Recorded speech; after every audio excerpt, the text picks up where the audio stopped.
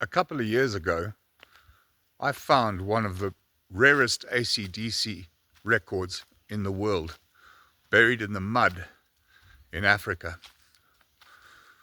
I was driving around Harare in Zimbabwe, and I'd been dealing in vinyl records for a couple of years by then.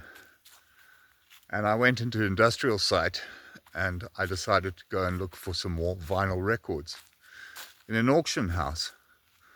I went into the auction on a sweltering hot afternoon, and unfortunately that day there wasn't very much to see. No records in the auction house, nothing of real interest there. So I decided to go out into the yard and take a look around the machinery and junk that was laying around there. As I said, it was a roasting hot afternoon in Africa, and I ended up walking around the rows of rusted machinery, old trucks, old vehicles, cars, washing machines, and all manner of different junk. But then I came across an old stereo system. You know, one of those ones from the 70s, which had like a kind of wood veneer on them, and was a record player and a tape deck and an amplifier. And underneath was one of those cabinets where you used to keep your albums. Well, I saw this thing rotting away in the sun with the veneer peeling, looking like it's seen better days.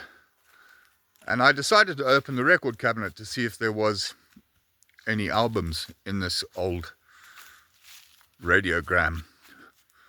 But there was nothing.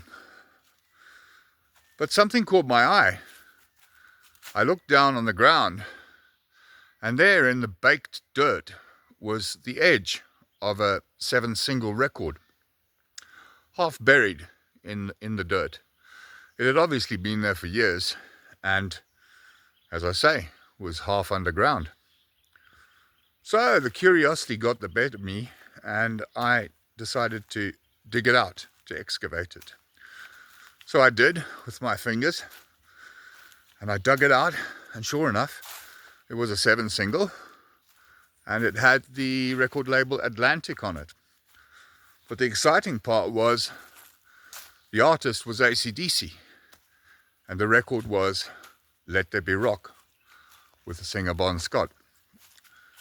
Now, I knew immediately that this was a Rhodesian or a Zimbabwean pressing, and being a vinyl record dealer, I knew that this record had never been seen before. But this record was completely trashed. It was corrugated, warped completely, caked in dust, scratched to hell, absolutely unplayable, but it was an AC/DC record that had never been seen before. So I grabbed it, still caked in mud, and walked into the auction house and went up to the salesman and said, "Hey, I want to buy this record." Well, the dude looked at me and said, "Are you crazy?" I said, "Well, maybe I am, but I really want this thing." And he says, "Okay, well," I think I ended up buying him a Coca-Cola, and I took this record home. And then I got it onto, I cleaned it, got it onto eBay, put it up for a week's auction, and just let it run. I said in the listing, very important that I said this, I said, "This record is completely unplayable. It is warped to hell, scratched, caked in mud and dirt from the African bush. But having said that, this record has never been seen before and is probably the rarest AC/DC record in the world. And this should reflect in the final price." Well, I can tell you the bidding went absolutely batshit crazy, and the interest from all over the world, the collectors all over the world, they simply had to have this unseen, as yet unseen AC/DC record, Let There Be Rock by the great Bon Scott. Anyway, come the last couple of minutes of the auction, this record actually sold for £800 sterling, which at the time I guess was about 12, 13, 1400 US dollars I couldn't believe it. An unplayable piece of vinyl which had been half buried in the mud in Zimbabwe, in Africa, sold for £800. Well, I packed it and shipped it to a collector in England, and he was overjoyed, absolutely overjoyed, to have this rare bit of AC/DC history.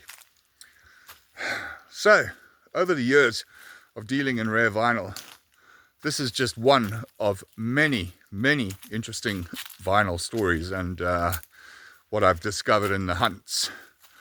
At the moment, as you can see, I'm in a jungle. I'm actually in the Vumba Mountains of Zimbabwe and in the rainforest here. And I've got shitloads of other stories of rare vinyl, which I can tell you. So many so, I actually wrote a book called The Vinyl Hunter.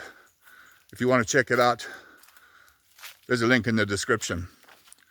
If not, check in back here in the coming days, and I'll be telling a few more stories about rare vinyl that I've found over the years. Thanks for joining me on this short story. Hope you enjoyed it, and cheers.